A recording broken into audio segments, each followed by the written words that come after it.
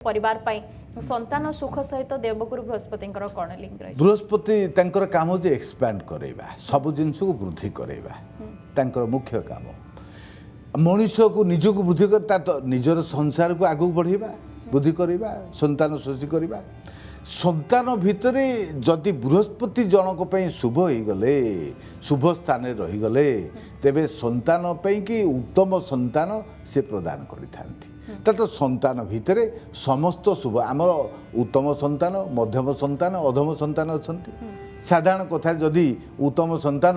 बापांकर कौन दरकार होची से ता कहवा पूर्व ता काम कर दे था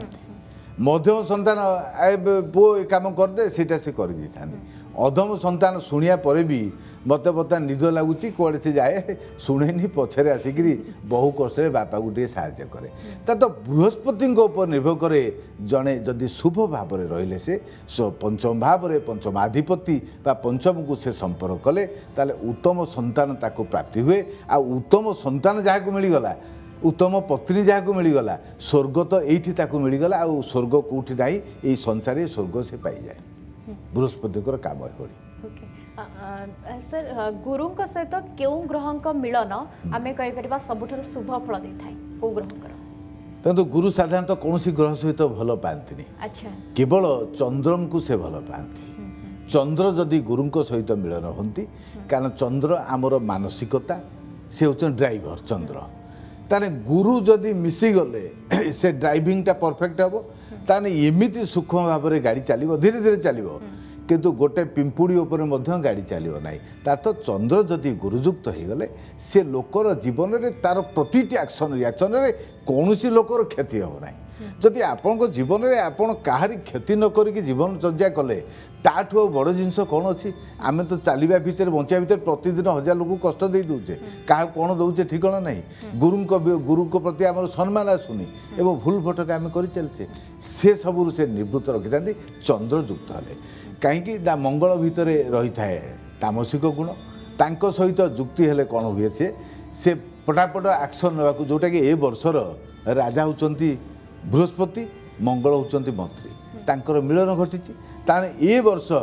जो माने चिटिंग करके देश को बर्बाद करुले आउ कड़ा एक्शन तांक प्रति हम एथर किसी सन्देह ना कारण मंगल एक्शन नबार एक्सपर्ट गुरु हेले नैतिकता नीतिहीन लोक विरुद्ध लोक भूल करता लोक को खसिकी रहीपर ना ये किसी से करते बुद्ध सहित जदि रही था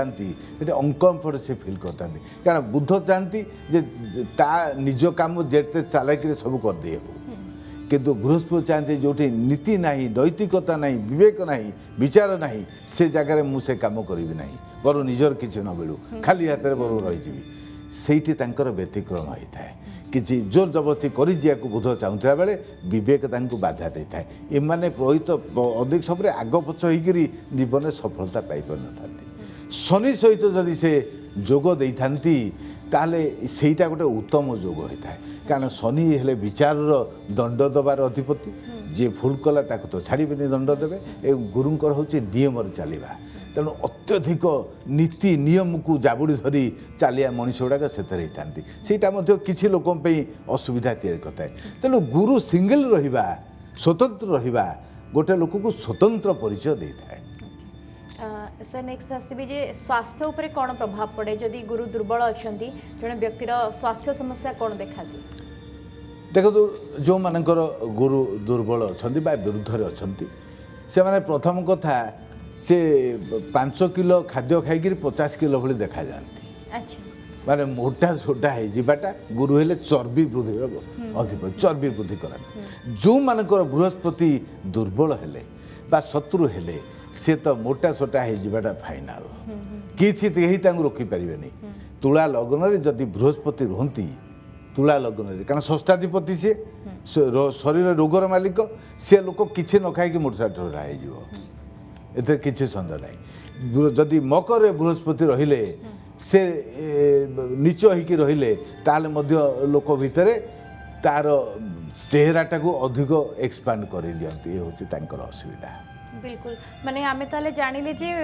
देवगुरु भूमिका केते गुरुत्वपूर्ण गोटे बहुत गुरुत्वपूर्ण तेणु देवगुरु बृहस्पति को मजबूत करबा पई दैनंदिन जीवन में कौन सब परिवर्तन करबा पई आपण परामर्श देबे कौन सब उपाय करबा उचित देखो बृहस्पति जोठी रहती से स्थान को नाश करती बोली कहा जाए आमर षष्ठ स्थान टाक रोग ऋण शत्रु स्थान कहा जाए किंतु षष्ठ स्थान को षड़ रिपु बोली बुझाई थाए जार षष्ठ स्थान में बृहस्पति रहती तार षड़ रिपु को विनाश करती निज लग्न रहती स्वास्थ्य रक्षा करें लोक जोठी रहती से जगह को नष्ट करती तमाने तांकर शुभता को आनिया हेले आपन को प्रतिदिन विवेक विचार नियम एवं स्पिरिचुअल प्रतिदिन निज परिवार भितर उत्तम जीवन यापन करने सहित स्वच्छता रखा दरकार नैष्ठिकता रखा दरकार नीति नियम रखा दरकार पवित्रता निज भीतर रखा दरकार मन को नियंत्रण करने दरकार ये मन को नियंत्रण करने को अधिकांश लोक अक्षम होता ताकू नियंत्रण यदि न कर पारे आउ संसार जहाँ उपर नियंत्रण करने चाहिए माने कि ना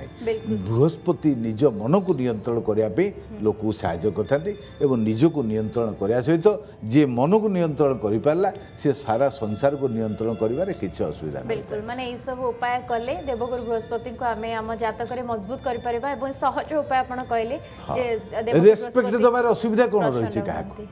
रेस्पेक्ट दबार तो बहुत बड़ जिनस जे समस्त को सम्मान उपयुक्त सम्मान दे पाला बृहस्पति ता भीतर बुझेबे जे खाद्यपेय पवित्रता रखिला ता ऊपर बृहस्पति भल प्रभाव पड़ो बहुत बहुत धन्यवाद सर आप आज आमको कार्यक्रम में समय देले 1 घंटा धरी देवगुरु बृहस्पति को नहीं अनेक कथा आमे जानिया को पाइलो जदि आपंक आम भिडी भल लगा तेब आम चैनल को लाइक शेयर और सब्सक्राइब करने को जमा भी भूलु नहीं।